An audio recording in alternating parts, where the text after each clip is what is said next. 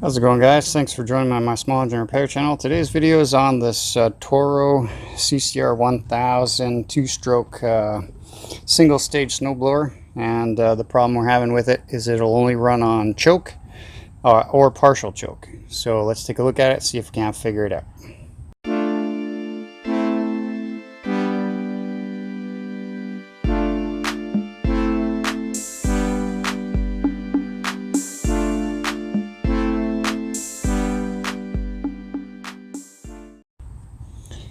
Alright guys, so I've had this machine running, and it runs, but it only runs on partial choke, and it surges up and down. So right off the bat, that's a clear-cut indication that this is going to be a gummed up or partially gummed up carburetor. So what I'm going to do is get you up on my lift, and we're going to dive into the carburetor on this thing.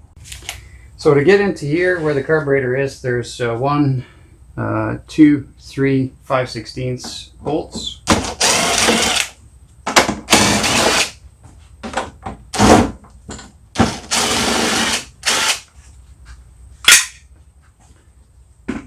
That should allow us to just take this whole panel off. And here's our carburetor. It looks a little on the wet side. That's not uncharacteristic for two-stroke type machines. I'm just going to pinch off the fuel line, then take that off next.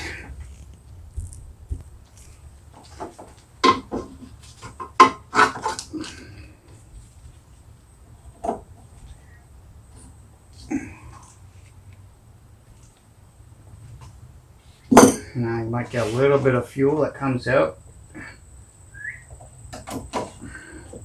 And this one, not so much.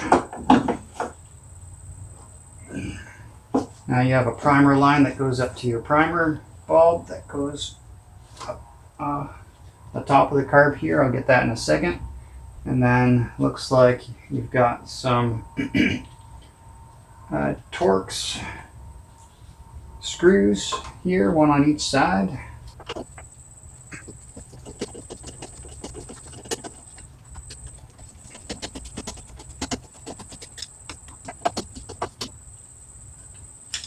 And these happen to be T25. We're probably going to get some fuel that is going to leak out.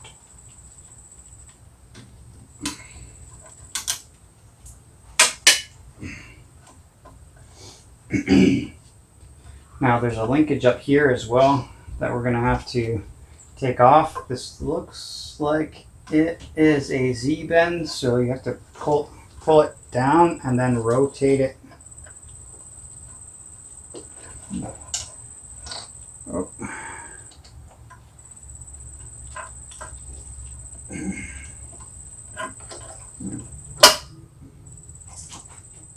And then the last thing, of course, is going to be your primer line.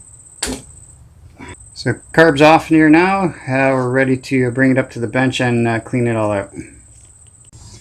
Alright, so I got you up on the bench here. Looks like a 1/2 inch bowl nut on the bottom here.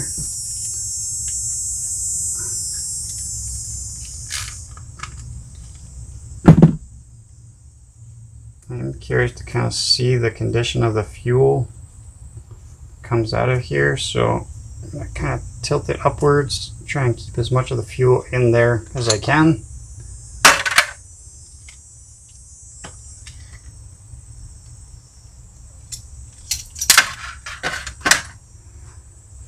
Alright, now there is a lot of oil in this, but also take a look here on the left hand side. You see all those bubbles?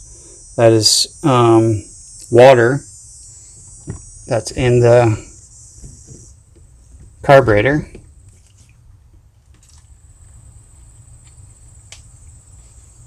The bowl itself looks like it's in really nice shape. And there's quite a bit of water in there, guys.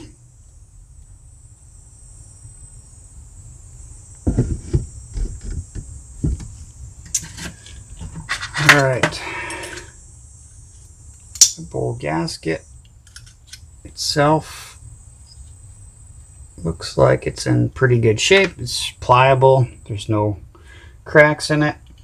The bowl nut, which also doubles as the main jet of this carburetor.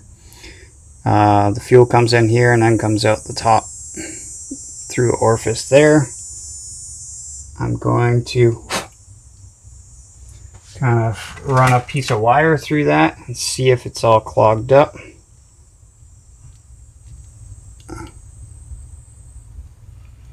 It does feel like there's a bit of a restriction in there.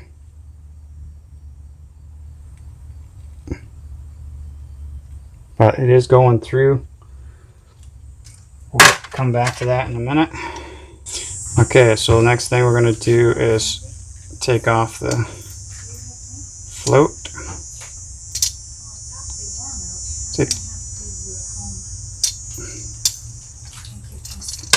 Take the pin on the float. Now with the float, you always want to shake it to see if you can hear any fluid or fuel inside there. If there is, then that float is compromised and you're gonna have to replace that. All right, so I'm just gonna take this guy off. That's kind of like a return spring. Here's your choke mechanism. You don't have to take this off really, to be honest. So usually this is a idle circuit, and then in the bottom here there is an emulsion tube, and that you can kind of see if I turn this just the right way. There's a tube kind of coming up through the throat of the carburetor right there. Sometimes on these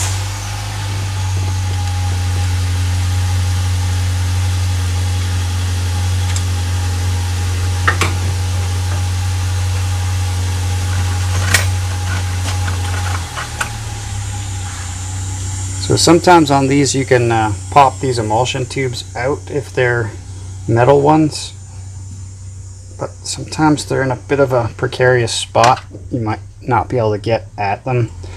I've had pretty decent success in the past using a Allen wrench, but that's not coming out. So we're just gonna have to spray all this down the way it is. Don't spray any in here because there is a rubber seat. You can see that there. You do not want to have any carb spray on these rubber seats. So I'm just gonna, anywhere there's an orifice, I'm gonna spray some carb spray.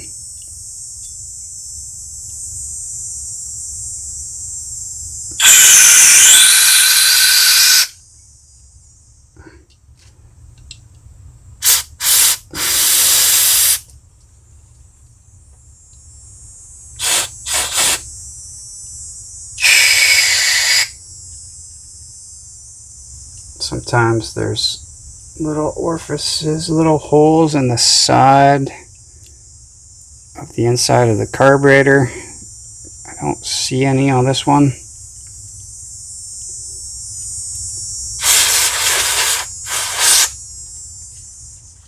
I'm gonna spray. Yeah, that idle jet seems to be kind of blocked off.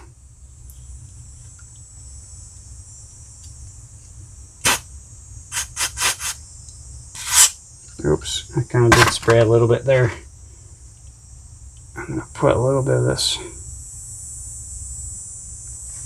two-stroke fuel in there just to kind of dilute the carb spray. And that's kind of it, guys. You just spray all the orifices to try and make sure that they're all nice and clean. I am going to put this in my ultrasonic cleaner just because I have one, and it just doubles up the cleaning action.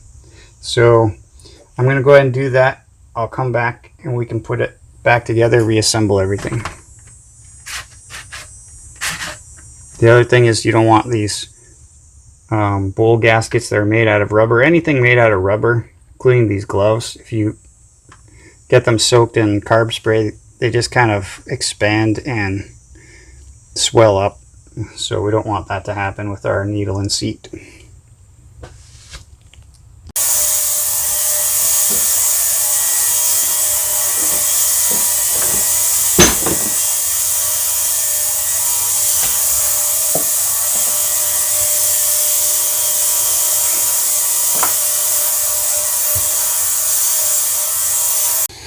Alright, so this has been in there for 15 minutes. I've blown it all out. We're ready to reassemble. First thing I'm going to put on is the float and the needle valve. I'm going to put a couple of dabs of this really thin 3-in-1 oil where that rubber seat is. Alright, then there's a little metal tab right here. And you just stick that little piece of wire underneath that tab so it kind of sits like that, and it will fall off if you let it. So just try and get it in there. Make sure the needle valve goes in where the seat is.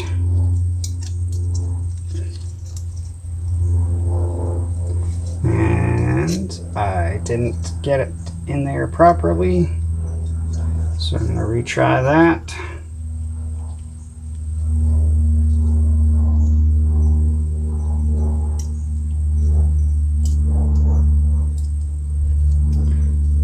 Sometimes it's a little finicky.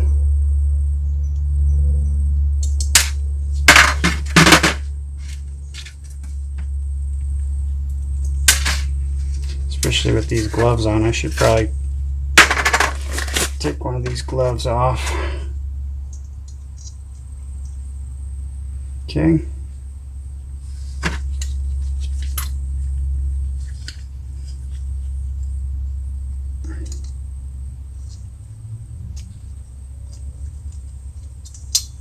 There we go. And then the float pin goes in.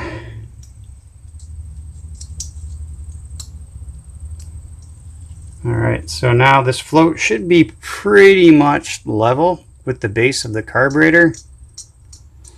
Now we want to test this needle and seat to make sure that it is making a good seal in here. So one way, now that it's clean, I can blow on the inlet where the gas comes in, and if I hear any air escaping past that needle and seat, I know I need to replace that. So I hear nothing.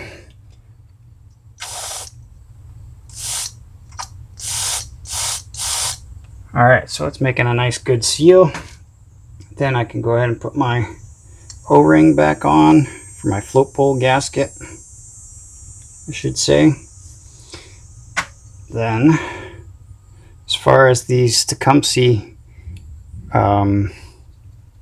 float poles are concerned, this little recessed area down here has to line up with the float pin.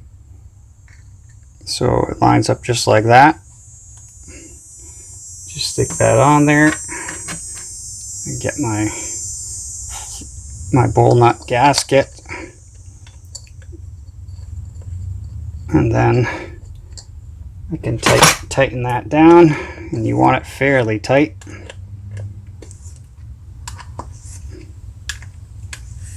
So it makes a nice seal. Okay, and that's that. Now this went here, something like that. So we're ready to go ahead and put this back on the machine. Alright, so what I need to do here is on this throttle, you can see that hole right there. I need to stick that throttle rod into that hole before I can do anything else. So again, it's a Z-bend, so you kind of have to put it in and then twist it. and then it goes like that. Okay. And the next step would be to put your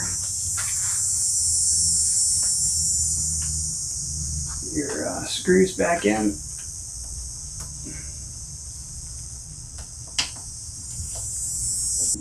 Get these guys started.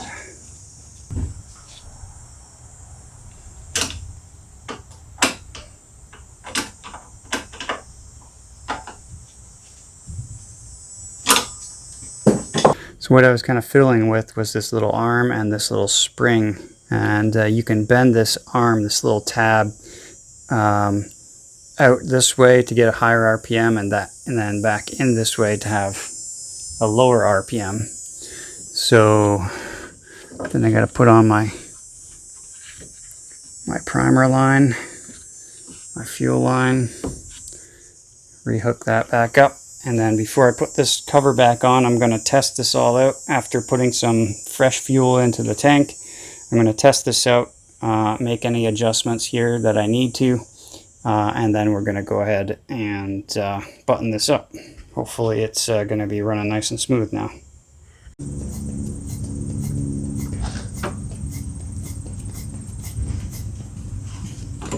Not hearing any fuel coming out of the primer.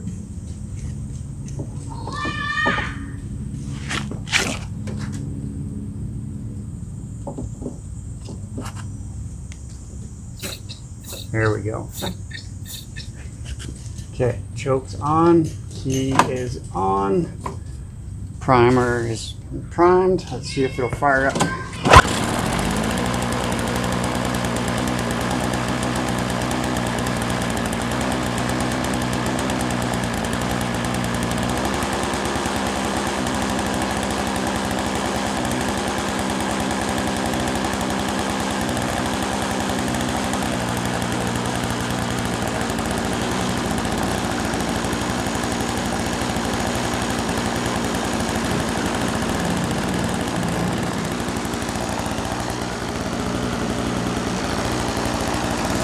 Alright, so it's running off choke just fine. The only problem is I believe it's running a little bit too slow. So I'm going to grab that tab that I was showing you earlier. I'm going to pull it to the left and try and put more tension on that spring.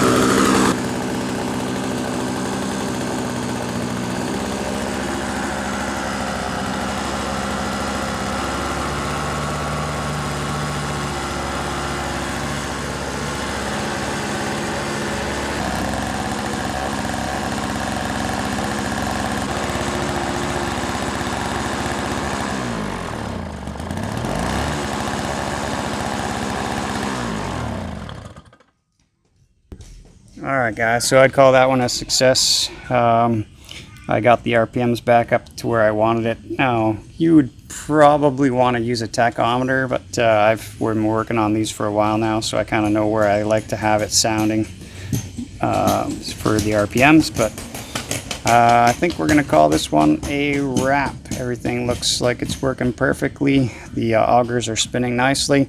The only small issue it has now is this fuel cap here has got a crack in it, so I might try to epoxy that or try and find the customer a new cap. So other than that guys, that's it for this one. Hope you've enjoyed the quick carb clean on one of these little Toro machines. If it helped you out on your project, please go ahead and smash the like button. That helps me out with the YouTube algorithm. And if you're not a subscriber, consider doing so. I try and publish videos frequently on my channel just like this one. So until our next project guys, take care.